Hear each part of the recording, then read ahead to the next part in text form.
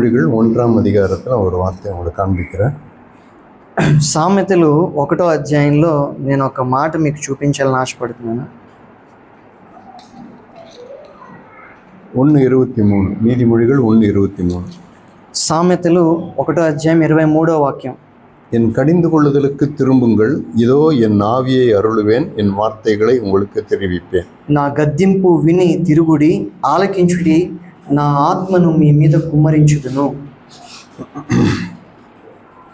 தேவன் நம்ம ஆண்டவர் என்னை கடிந்து கொள்கிறாருன்னு சொன்னால், ఒకవేళ ప్రభువు కనుక మనల్ని గద్దిస్తున్నాడు అని అంటే, அந்த கடிந்து கொள்ளுதலை நாம் ஏற்றுக்கொள்ளும்போது, ఆ గద్దింపుని మనం స్వీకరించినప్పుడు தேவன் தம்முடைய ஆவியை எனக்கு கொடுப்பாராம்.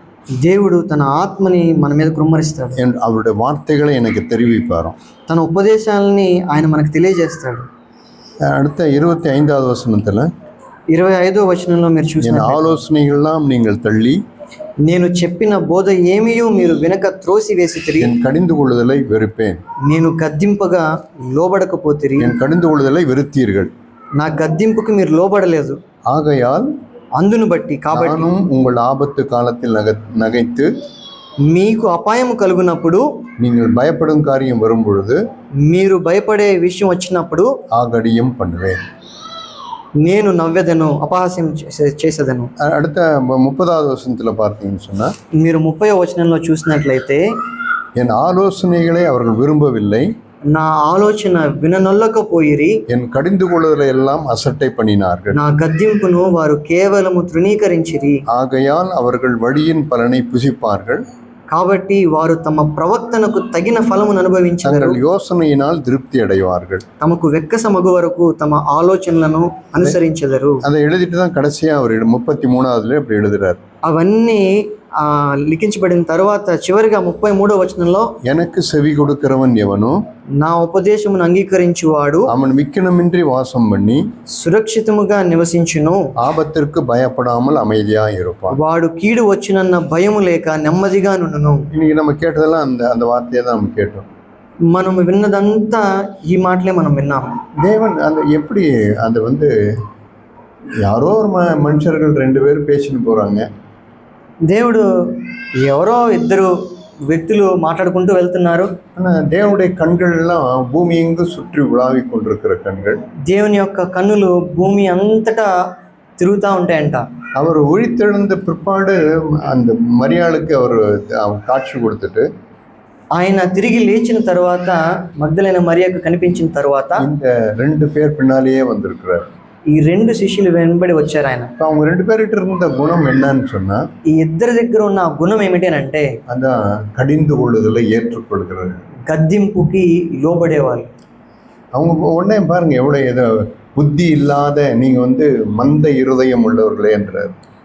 మంద హృదయం గలవారులారా, நீங்க எவ்வளவா தேவன் உங்களை ஸ்ட்ராங்கா உங்களை ரிபீட் பண்ணாருன்னு கேட்டோம். ఎంత కఠినంగా దేవుడు గద్దించడం మనం విన్నాం. உடனே அவங்க திரும்ப பார்த்து இயேசுவை கேட்டிருக்கலாம் ஒரு வார்த்தை. వెంటనే వాళ్ళు తిరిగి అడిగిండొచ్చు ప్రభుని, எங்களுக்கு போய் புத்தி இல்லைன்ற, உனக்கு மட்டும் புத்தி இருக்கா? మమ్మల్ని చూసి అవివేకులారా అంటున్నావు, నీకు నువ్వు వివేకుడువా? நாங்க எருசலேம்ல நடந்தது உனக்கு சொல்றோம், మేము యెరూషలేములో ఏం జరిగిందో అదే మీకు చెప్తా ఉన్నాం. நீங்க ஏதோ பைபிள் ஏதோ இருக்கிற எல்லாத்தையும் விவரிச்சு காட்டினீங்க. మీరు బైబిల్లో ఉన్నదంతా వివరించి చెప్తున్నారు.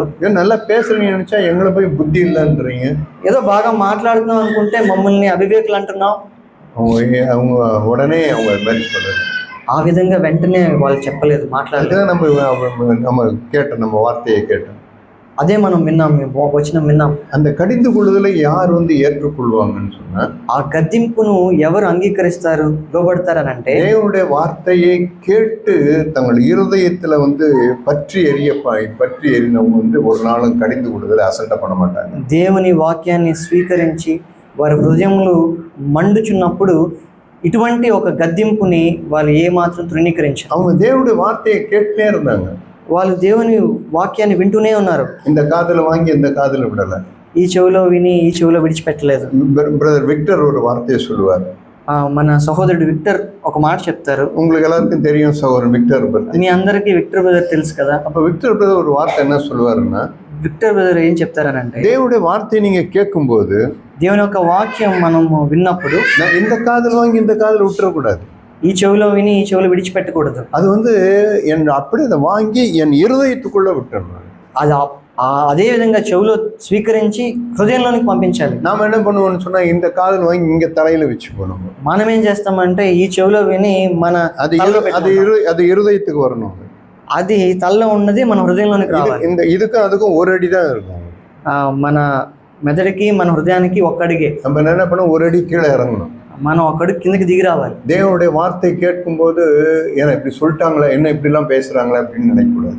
దేవుని వాక్యం మనకు చెప్పినప్పుడు నన్ను ఇలా అనేశారు, నాతో ఇలా మాట్లాడారు అని మనం వెంటనే ప్రతిస్పందించుకోవాలి. நான் உடனே என்ன பண்ணணும்னா அந்த வார்த்தை உடனே இருதயத்துக்குள்ள வாங்கிக்கணும். వెంటనే మనం ఏం చేయాలంటే ఆ వాక్యాన్ని మన హృదయంలో స్వీకరించాలి. యేసు క్రీస్తు எல்லாரோட கூட அப்பம் விடுறாரு.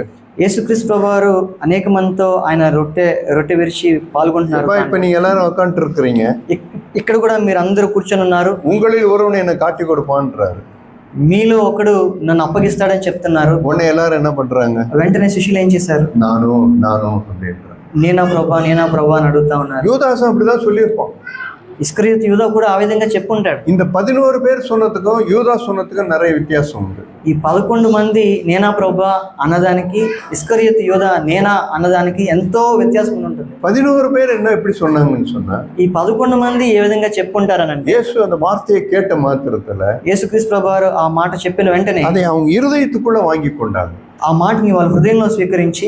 ஆனா யூதாஸ் எப்படி இருந்தான்னா, కానీ ఇస్కరియోతు యూదా ఎలాగున్నాడని இந்த காதுல வாங்கி இந்த காதுல விட்டான். ఈ చెవిలో విని ఈ చెవిలో విడిచిపెట్టాడు. அதனால அவனும் நானும் கேஷுவலா கேட்கிற மாதிரி ఎంతో సాధారణంగా నేను కూడా నేనా அந்த வார்த்தையை கேட்ட மாத்திரத்துல ఆ వాక్యం విన్నంత మాత్రాన இந்த 11 பேருடைய இருதயமும் எரிய ஆரம்பித்தது. ఈ 11 మంది యొక్క హృదయము మండుచుండు. அதனால சாத்தான் அவனுக்குள்ள நுழையில 11 பேர் கூட. అందువల్లనే ఆ సాతాను ఆ 11 మంది ముందులో ప్రవేశించలేకపోయాడు. அந்த இருதயம் இந்த காதுல வாங்கி இந்த காதுல விட்டாம பாருங்க, ఈ చెవిలో విని ఈ చెవిలో విడిచిపెట్టాడు చూడండి. அந்த வாங்கி இருதயத்துக்குள்ள வைக்கல பாருங்க, ఈ చెవిలో విని హృదయంలో జారకుండా చూశాడు చూడండి. சாத்தான் உள்ள நுழைஞ்சிட்டான். అందుకనే వెంటనే సాతాను హృదయంలో ప్రవేశించాడు. அவன் அப்பத்தை வாங்கி பிற்பாடு తను ఆ రొట్టె స్వీకరించిన తరువాత சாத்தான் அவனுக்குள் புகுந்தான். సాతాను అతనిలో ప్రవేశించాడని ఉంటుంది. அவனுக்குள்ள என்ன ஆகும், ఇప్పుడు ఇంకేముంటుంది ఆ హృదయంలో? சாத்தான் உள்ள புகுந்தான் என்ன ஆகும், సాతాను హృదయంలో ప్రవేశించాడంటే ఇంకేముంటుంది? அவனுடைய செய்கை எல்லாம் அவலட்சணமா இருக்கும். తను చేసేదంతా కూడా చాలా మోసపూరితంగా. சாத்தான் யூதாசுக்குள்ள புகுறதுக்கு காரணம் என்ன தெரியுமா? సాతాను ఇస్కరియోతు యూదా హృదయంలో ప్రవేశించడానికి కారణం ఏంటో తెలుసా? இயேசு கடிந்து கொள்கின்ற வேளையில அதை தன் இருதயத்துல வாங்கல. యేసుక్రీస్తు ప్రభువారు గద్దించినప్పుడు ఆ గద్దింపును హృదయంలో స్వీకరించలేదు. தேவனுடைய வார்த்தையெல்லாம் தன் இருதயத்துக்குள்ள யூதாஸ் எடுத்துக்கல. దేవుని యొక్క వాక్యాన్ని ఇస్కరియోతు యూదా తన హృదయంలో స్వీకరించలేదు. அந்த వార్తகளை அவன் இருதயத்துல வச்சுட்டே இருந்தான்னு சொன்னா, ఒకవేళ యేసుక్రీస్తు ప్రభువారు మాట్లాడిన ఆ మాటల్ని హృదయంలో స్వీకరించినట్లయితే இருதயம் பற்றி எரிந்திருக்கும். తన హృదయం ఎప్పుడు మండుచు ఉండేది. அவனு இயேசு கடிந்து கொண்டிருந்தாலும் கூட சரி, యేసు ఎంత గద్దించినప్పటికీ కూడా அவன் அதை அல்லல் தட்டி இருக்கவே மாட்டான். దాన్ని ఏమాత్రం దానివల్ల నొచ్చుకుని ఉండేవాడే కాదు. ஆனா இவங்க 2 பேருக்குள்ள சாத்தான் நுழையலையே. కానీ ఇక్కడ ఈ 2 శిష్యుల హృదయాల్లో సాతాను చొచ్చుకోలేదే. ஏன் இவங்களுக்குள்ள நுழையல? వారి హృదయంలో ప్రవేశించలేదు సాతాను? ஏன்னா இயேசு கிறிஸ்துவின் வார்த்தைகளை வாங்கி உள்வாங்கிட்டே இருந்தாங்க. ఎందుకనంటే యేసుక్రీస్తు వారి యొక్క మాటలను వారి హృదయంలో స్వీకరించారు. அதனால தான் அவங்க இருதயம் பற்றி எரிந்தது. అంచేతనే వాళ్ళ హృదయం మండుచుంది. இவ்வளவு பேர் நம்ம உட்கார்ந்துட்டு இருக்கிறோம். మనం ఇక్కడ ఇంతమంది ఉన్నాం.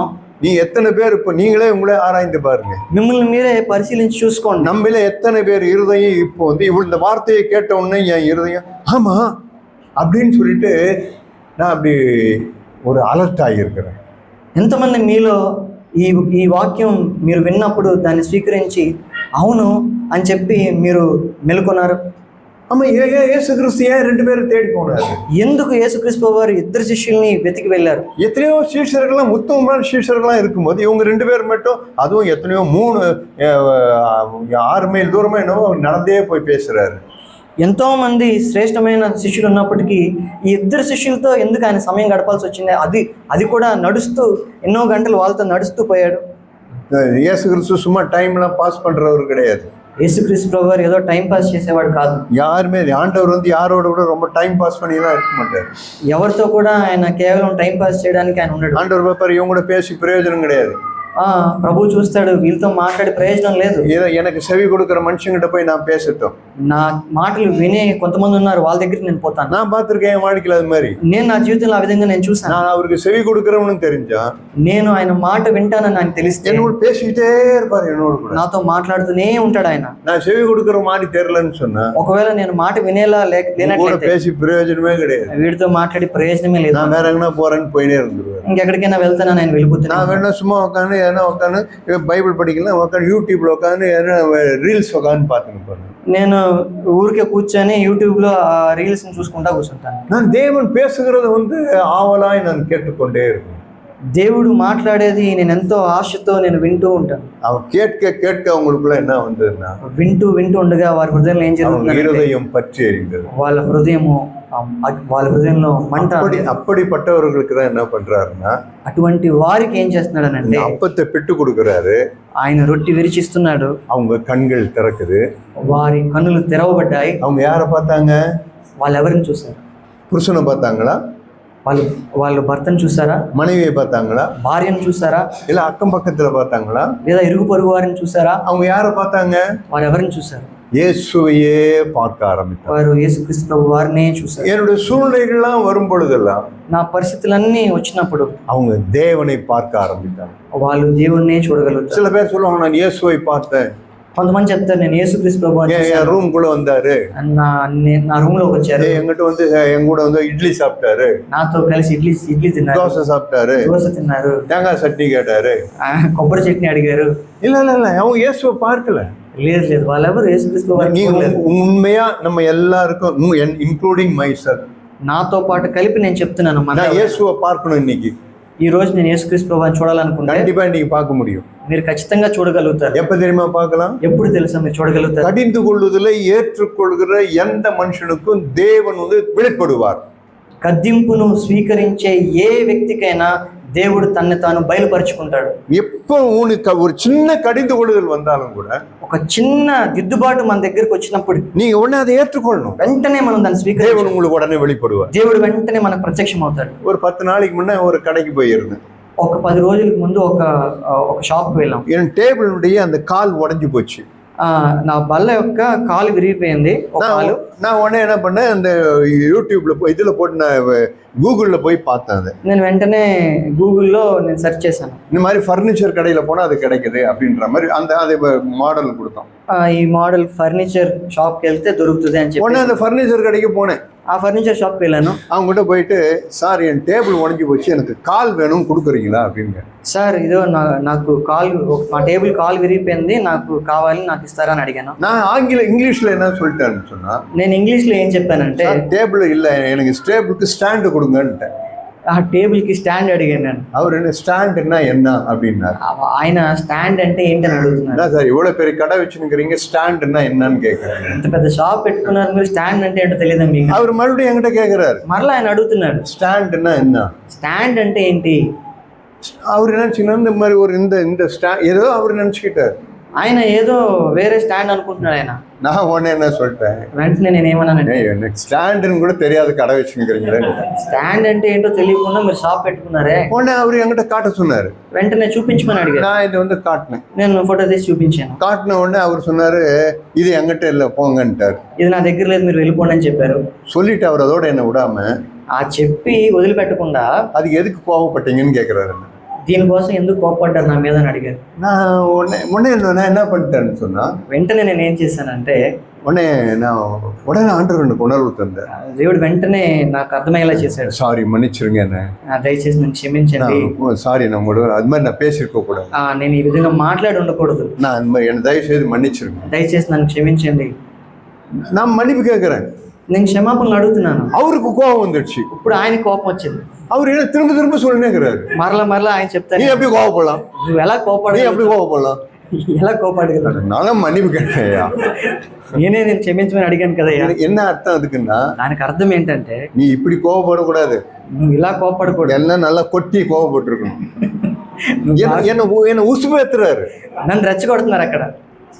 நான் பார்த்தேன், ஐயோ வேண்டாம் சாமி, இங்கே என்னம்னா இன்னும் நம்ம இதாகிடுவோம். అయ్యో ఇక్కడ ఉండకూడదు, ఇక్కడ ఉంటే ఇంకా మనకి ఏదైనా జరుగుతుందని చెప్పి இவரை விட்டுருவோம். இவர் సరే ఈయన వదిలిపెడదాం, இது இப்போ இதயம் பற்றி எரியுது, ఈయన హృదయం మండుతుంది, இது நம்ம அக்கினியை அவிச்சிரும். ఇది మన మన మన హృదయంలో ఉన్న మంట சாரி சார், நம்ம பாட்டு வெளியே అని సారీ చెప్పి నేను బయటికి వెళ్ళిపోయాను. ஒரு கடைக்காரங்கிட்ட கூட நான் போயிட்டு தப்பு பண்ண மன்னிப்பு கேட்கறதுக்கு நான் ఒక షాప్ లో పనిచేసే వ్యక్తి కూడా அவன் என்னை கடிந்து கொண்டாலும் கூட சரி, ఆయన ఒకవేళ నన్ను గద్దించినప్పటికీ కూడా நீ கொட்டுப்பா, இன்னும் கூட கொட்டு, எனக்கு இன்னும் உரைக்கணும், நல்லா కొట్టుపా, నా ఇంకా తలపై నువ్వు ముట్టుకాయ లేపు, నా పర్వాలేదండి. நான் யார் தெரியுமா, నేను ఎవరో తెలుసా, நான் சபை மூப்பராக்கும், నేను ఒక సంఘ పెద్దని, எங்க ஆள்லாம் கூப்பிட்டோம், உன் கடை இருக்காது, నేను నాకు తెలిసిన పిలిస్తే నీ షాపే ఉండదు. ஆண்டவர் பாப்பாரு, దేవుడు చూస్తాడు, உங்ககிட்ட இருக்கிற அவர் பேச மாட்டார் உங்களோட, దేవుడు ఇంకా మనతో మాట్లాడదు. அந்த மாதிரி சூழ்நிலை வரும்பொழுதெல்லாம், అటువంటి పరిస్థితి వచ్చినప్పుడు ప్రతిసారి என்னை விட என்னுடைய அவன் என்னை விட கீழே இருக்கிறாங்கன்னு வச்சுக்கோங்க, ఒకవేళ వాళ్ళు నాకన్నా కింద స్థితిలో ఉన్నారు, என்னை கடிந்து கொண்டாலும் கூட నన్ను గద్దించినప్పటికీ కూడా அந்த கடிந்து கொள்ளுதலை ஏற்றுக்கொள்கிறவனாய் ఆ గద్దింపుని నేను అంగీకరించే వాడినే ఉంటాను. பேதுருக்கு இருந்ததுங்க, పేతురుకి ఇలా ఉందండి. அதனால ஆண்டவர் பேதுருவை பார்த்து இந்த வார்த்தை சொன்னார். అందువల్లనే ప్రభు పేతురుని చూసి ఈ మాట చెప్పారు, பேதுருவை தேவன் வந்து, பேதுருவே உன் விசுவாசம் ஒழிந்து போகாதபடி உனக்காக வேண்டிக் கொள்றேன்னார். నీ విశ్వాసంలో నువ్వు తొలగిపోకుండానట్లు నేను నీ కోసం వేడుకుంటున్నానని చెప్పి. ஏன் இந்த மாதிரி சொன்னாரு தெரியுமா? ఎందుకని ఆయన చెప్పారు? தன்னை விட இளவயது உள்ள பவுல் தான் கடிந்து கொள்ளும் போது பேதுரு அந்த கடிந்து கொள்ளுதலை ஏற்றுக்கொண்டார். తనకంటే చిన్నవాడైన పౌలు తనని గద్దించినప్పుడు పేతురు ఆ గద్దింపుని స్వీకరించాడు. பேதுரு சீனியர் மேன், పేతురు సీనియర్. ஆனா பவுல் வந்து இப்பதான் வந்தாரு. పౌలు ఇప్పుడే వచ్చాడు కొత్తగా. ஆனா பேதுரு இயேசுவோடு கூட 3 வருஷம் முகமுகமாய் வாழ்ந்தவன். కానీ పేతురు యేసుక్రీస్తు వారితో 3 సంవత్సరాలు కలిసి జీవించిన వ్యక్తి. ஆனா சவுல் கடிந்து கொள்ளும் போது, కానీ సౌలు ఖండించినప్పుడు அந்த பேதுரு என்ன பண்ணாருன்னா, கொட்டு பவுல், நீ என்னை விட சின்ன பையன் ஆனாலும் கொட்டு. పౌలు గద్దించినప్పుడు పేతురు తన తలనిచ్చి నన్ను కొట్టు, నన్ను பேதுரு என்ன பண்ணாருன்னா, தேவனை தரிசிக்கிற மனுஷனா இருந்தா. అందుచేతనే పేతురు ఏమయ్యాడంటే దేవుణ్ణి దర్శించిన వ్యక్తిగా మారిపోయాడు. எப்பொழுதும் அவர் வந்து தேவனை தரிசிக்கிற மனுஷனா இருந்தார். ఎప్పుడు కూడా దేవుణ్ణి చూసే వ్యక్తిగా మారిపోయాడు పేతురు. அதுதான் நமக்கு இன்னைக்கு ஆண்டவர் நமக்கு காண்பிக்கிறார். దీన్నే దేవుడు మనకి చూపిస్తున్నాడు. யார் கடிந்து கொண்டாலும் சரி, ఎవరు గద్దించినప్పటికీ அந்த கடிந்து கொள்ளுதலை நீங்க ஏற்றுக்கணும். ఆ దిద్దుబాటుని మనం స్వీకరించాలి. நம்ம பிடுற அப்பம் அப்படிப்பட்ட அப்பம் தான். మనము స్వీకరించబోయే ఈ రొట్టె అటువంటిదే. நான் கடிந்து கொள்றோம், அவன் ఎవరో మనల్ని గద్దిస్తున్నారు, தலையில ஒரு కొట్టు కొట్టుறோம், మనం మన తలపైన మొట్టికాయలు వేస్తున్నారు, கண்ணு மூடுறோம், నా కళ్ళు మూస్తున్నారు, தூன்னு துப்புறோம், மேல నా మీద ఉమ్ము వేస్తున్నారు. உன் மேல துப்புனது யாருன்னு சொல்லுங்க கேக்குறோம். నీ మీద ఉమ్ము వేస్తుంది ఎవరో చెప్పు అని అడుగుతున్నారు. அப்புறம் அநேக దూషణங்களை சொல்றாங்க, ఆయన్ని ఎన్నో విధాలుగా తిడుతున్నారు. நீ ஆலயத்தை இடித்து போடுறன்னு சொன்ன, నువ్వు ఆలయాన్ని విరగొడతాను, కూల్చేస్తాను, అనేక విధమా அவரை போட்டு நிறுக்குறாங்க. ఆయన పిడిగుద్దులు గుద్దారు ఆయన్ని. ஏன் இயேசு சிலுவையில இருக்கிறாரு, యేసుక్రీస్తు సిలువ పైన ఉన్నారు. நீ தேவனுடைய குமாரனா கீழே இறங்கி வா, నువ్వు దేవుని కుమారుడు అయితే కిందకి దిగి రామన్నారు. அவ்வளவாய் அவர் கடிந்து கொள்ளும் என்று అంతగా ఆయన్ని గద్దించారు. இயேசு எல்லாவற்றையும் அந்த கடிந்து கொள்ளுதெல்லாம் ஏற்றுக்கொண்டே இருந்தார். యేసుక్రీస్తు వారు అదంతటిని ఆయన స్వీకరిస్తూనే ఉన్నారు. சொல்லுங்கப்பா. సరే పర్వాలేదు, మీరు చెప్పండి, మీరు మాట్లాడండి. அதனால இயேசு எப்படி இருந்தாருன்னா, యేసు ప్రభు వారు ఏ విధంగా ఉన్నారు? சிலுவையில தான் தொங்கி இருந்தாரு. సిలువలో ఆయన వేలాడుతూ, ஆனா அவருடைய கண்கள் பிதாவையே பார்த்து கொண்டிருந்தது. ఆయన వేలాడుతూ కూడా ఆయన కళ్ళు దేవుణ్ణే చూస్తున్నాయి, తండ్రి. அதனால கடைசியில அவர் என்ன பண்ணாருன்னா, అందుకని చివరిగా ఆయన ఏం చేశాడు? பிதாவே என் கையில உம்முடைய ஆவியை ஒப்பு கொடுக்கிறேன்னு சொன்னார். తండ్రి నీ చేతికి నా ఆత్మను అప్పగిస్తున్నాను. இயேசு தன் ஆவியை ஒப்பு கொடுத்தார். తన ఆత్మని తండ్రికి అప్పగించు. ஒரு குறையும் இல்ல, ఒక్క కొరత కూడా లేదు. ఆయన பிதா உயிரோடு கூட எழுப்பினார். తండ్రి ఆయన జీవంతో ఆయన మరలా తిరిగి அவர் கல்லறையில வச்சாங்க, ఆయన సమాధి చేశారు. 3வது நாள் தானா இயேசு எழுந்திருக்கல, 3వ రోజు తనంతట తాను యేసుక్రీస్తు వారు లేవలేదు. பிதாவே உயிரோடு கூட எழுப்பினார். తండ్రి అయిన దేవుడే యేసుక్రీస్తు వారిని లేవనెత్తాడు. அந்த உணர்வோடு கூட நம்ம எல்லாரும் அப்பப்பட போறோம். ఈ విషయాలన్నీ మనం గ్రహించి మనం రొట్టెలో நம்ம கேட்டது போல நம்ம ஆராய்ந்து பார்ப்போம். మనం విన్న విధంగా మనల్ని మనం పరిశీలించుకుందాం. பரவாயில்ல, கடந்த நாள்ல அது மாதிரி நீங்க கடிந்து கொள்ளும் போது நீங்க தவறி போயிருந்தீங்கன்னா పర్వాలేదు. ఒకవేళ గడిచిన దినాలు మిమ్మల్ని దిద్దుబాటు చేసినప్పుడు మీరు ఆ విధంగా వినుండకపోవచ్చు. அறியாமல் உள்ள காலங்களில் தேவன் காணாதவர் போல இருந்தார். మీరు గ్రహించిన కాలాలని దేవుడు దాటి వేస్తాడు. இப்போ ஆண்டவர்கிட்ட ஒரு தீர்மானம் பண்ணுவோம். ఇప్పుడు దేవునితో మనం ఒక తీర్మానం చేసుకుందాం. ஆண்டவரே, எங்களை யார் கடிந்து கொண்டாலும் ప్రభా నన్ను ఎవ్వరు దిద్దుబాటు చేసినా ஆண்டவரே நாங்கள் அதை ஏற்றுக்கொள்ள எங்களுக்கு உதவி செய்யும். స్వీకరించడానికి నాకు సహాయం చేయండి. ஆண்டவரே நாங்கள் அதுக்கு எங்களை தாழ்த்த எங்களுக்கு உதவி செய்யும். నన్ను నేను తగ్గించుకోవడానికి నాకు సహాయం చేయండి. நாங்கள் ஒரு நாள் உங்களுடைய கடிந்து கொள்ளுதலை வெறுக்க வேண்டாம். ఒక్కరోజు కూడా మీ యొక్క గద్దింపును ప్రభా నేను తిరుగుబాటు చేయకుండా உங்களுடைய கடிந்து கொள்ளுதலை நான் ஏற்றுக்கொள்ளட்டும். మీ యొక్క గద్దింపును నేను స్వీకరించాలి. ஆண்டவரே எனக்கு உதவி செய்யுங்க. ప్రభా నాకు సహాయం చేయమని మనం அந்த உணர்வோடு கூட நம்ம எல்லாரும் அப்பம் விடுவோம். అటువంటి మనసుతో హృదయంతో அர்த்தமுள்ளதாய் நம்ம அப்பம் விடுவோம். మనం అర్థవంతంగా మనం దీనిలో పాలు పంచు. நீங்க உங்க வாழ்க்கையில இனி முதல் இந்த நாள் முதல் கொண்டு நீங்களும் நானும் எப்படி இருக்கும்னு சொன்னா మన జీవితంలో ఇక మీదట ఈ రోజు నుంచి మనం ఏ విధంగా ఉండాలి అని நம்ம சூழ்நிலைகள் எல்லாவற்றிலும் మన పరిస్థితులన్నిటిలో தேவனை தரிசிக்கிறவர்களாய் இருப்பீங்க. நீங்க దేవుని దర్శించే వారంగా మనం ఉంటాం. மனுஷர்களை அல்ல, మనుషులను కాదు, சூழ்நிலைகளை கிடையாது, పరిస్థితులను కాదు, எதிரிகளை கிடையாது, మనకి శత్రువులను కాదు. எனக்கு விரோதமா ஒருத்தர் எதனா ஒண்ணு செய்தாங்கன்னா கூட మనకి వ్యతిరేకంగా ఒక వ్యక్తి ఏమైనా చేస్తున్నట్లయితే எனக்கு பின்னால தேவனுடைய கரத்தை நான் பார்க்க முடியும். నా వెనకాతల ఉన్న దేవుని హస్తాన్ని నేను చూడగలుగుతాను. தீர்க்கதரிசி அப்படி சொல்றாரு. ప్రవక్త ఆ విధంగా చెప్తున్నాడు. கர்த்தருடைய புயம் யாருக்கு வெளிப்பட்டது? దేవుని యొక్క హస్తం ఎవరికి కనిపించింది? யாருக்கு வெளிப்படும் தெரியுமா? ఎవరికి కనిపిస్తుంది? கடிந்து கொள்ளுதலை ஏற்றுக்கொள்கிறவன், గద్దింపును స్వీకరించే వాళ్ళకి. நீ உங்க பின்னால் உங்களுக்கு பின்னால தேவனுடைய கரத்தை பார்ப்பீங்க.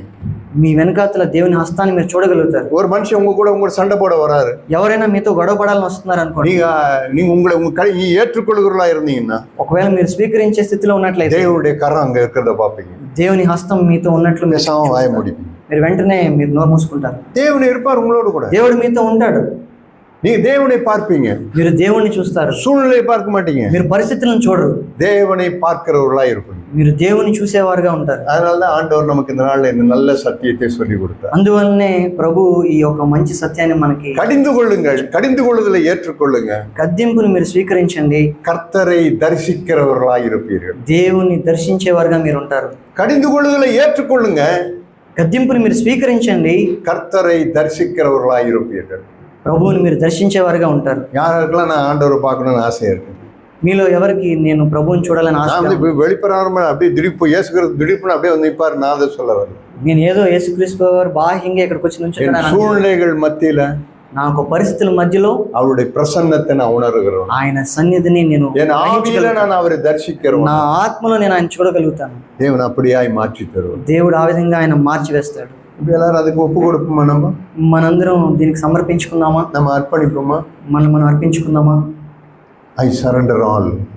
నేను ఆ సమస్తాన్ని ప్రభువా నేను ஆண்டவரே என்னை அர்ப்பணிக்கிறேன். ஆண்டவர் నన్ను నీకు అర్పించుకుంటున్నాను తండ్రి. கடந்த நாள் நான் தவறி போனேன் ప్రభువా, గడిచిన కాలం అంతా ప్రభువా నేను దారి తప్పిపోయాను. నన్ను క్షమించండి, என் பேர்ல இரக்கமாய் నా మీద కనికరం చూపించండి. ஆண்டவர் வீணா விருதாவா பேசல. இப்போ వ్యర్థంగా దేవుడు మనతో మాట్లాడలేదు. தூரத்து செய்து விடாய்த்த ஆத்துமாக்களுக்கு குளிர்ந்த நீரூற்று போல இருக்கும். దూరం నుంచి వచ్చే ఒక వార్త ఆ దాహంతో ఉన్న వారి దాహాన్ని తీర్చేదిగా ఉంటుంది. நம்முடைய வார்த்தையை கொடுத்து தேவன் நம்ம சகோதரனை அனுப்பிச்சிருக்காரு. తన వాక్యాన్ని అందించి సహోదరుని మన మధ్యకి దేవుడు నడిపించాడు. தேவனை எளிதா தரிசிக்கிற வழியை நமக்கு சொல்லி கொடுத்தார். సులభంగా దేవుని దర్శించే మార్గాన్ని దేవుడు మనకు చూపించాడు. அப்படியே ఒప్పు கொடுப்போம். అప్పుడే అలాగే మనం ఆయన ஆண்டவரே கடந்த நாள் நான் உம்மை பார்க்கல. ఆండవరే ప్రభువా, మేము చూడలేదు ప్రభువా, நான் இப்படிதான் அப்பம் விட போறேன். ఇప్పుడు నేను రొట్టె విరవబోతున్నాను. நீங்க எப்படி அன்னைக்கு பிட்டு கொடுத்தீங்களோ, ఏ విధంగా మీరు విరిచి ఇచ్చారో அப்படியே எனக்கு பிட்டு கொடுங்க ஆண்டவர். ప్రభువా, ఆ విధంగా నాకు విరిచి. இயேசுவே நான் உம்மை பார்க்கணும். యేసు ప్రభువా, నేను చూడాలి. இன்னைக்கு மாத்திரம் இல்ல, ఈ రోజు మాత్రం కాదు, எல்லா சூழ்நிலையிலும், ప్రతి పరిస్థితిలో, இனி வரப்போகிற ஒவ்வொரு சூழ்நிலையிலும், రాబో ప్రతి పరిస్థితిలో இயேசுவே உம்மை காண வாஞ்சிக்கிறேன். యేసు ప్రభువా, నిన్ను చూడాలని నేను కోరుకుంటున్నాను. உம்மை பார்க்க விரும்புகிறேன். నిన్ను చూడాలని నేను என்னை ஆசீர்வதி. ఆశీర్వదించండి. இந்த அப்பத்தையும் இந்த ரசத்தையும் ஆசீர்வதித்து கொடுங்க. ఈ రొట్టెను ద్రాక్ష రసాన్ని మీరు ఆశీర్వదించండి. உங்களுடைய நாமம் மகிமைப்படட்டும். నీ నామం మహింపరచండి. நல்ல பிதாவே, நன்றியோடு கூட நம்ம துதிக்கிறோம். మంచి తండ్రి, కృతజ్ఞతతో నీకు స్తుతులు స్తోత్రాలు చెల్లిస్తున్నాను. ஆண்டவரே, உம்முடைய பிள்ளைகளுக்காக நன்றி செலுத்துகிறோம். మీ బిడ్డలను బట్టి మీకు వందనాలు చెల్లిస్తున్నాను. இந்த அப்பத்தையும் இந்த ரசத்தையும் ஆசீர்வதித்து தார். ఈ రొట్టెను రసాన్ని ఆశీర్వదించండి. இயேசுவே, உம்மை காண வாஞ்சிக்கிறோம். మిమ్మల్ని చూడాలని మేము ఆశపడుతున్నాం. உம்முடைய முகத்தை பார்க்க మీ விரும்புகிறோம். ముఖమును చూడాలని ఆశపడుతున్నాం. உம்முடைய அழகை பார்க்க விரும்புகிறோம். మీ యొక్క సౌందర్యాన్ని చూడాలని ఆశపడుతున్నాం. இயேசுவே, உம்முடைய நேசத்தை பார்க்க మీ விரும்புகிறோம். యొక్క ప్రేమను చూడాలని మేము ఆశపడుతున్నాం. இயேசுவே, உம்முடைய இருதயத்தை பார்க்க விரும்புகிறோம். మీ హృదయాన్ని చూడాలని మేము ఆశపడుతున్నాం. உம்மையே எப்பொழுதும் ஆண்டவரே முன்வைத்து பார்க்க எங்களுக்கு உதவி செய்யும். మిమ్మల్ని ఎప్పుడూ ప్రభువా ముందల నుంచి చూడడానికి మాకు సహాయం చేయండి. இயேசு கிறிஸ்துவின் நாமத்தில் பிதாவே. యేసు నామములో అడుగుతున్నాం తండ్రి. ஆமென். ఆమేన్.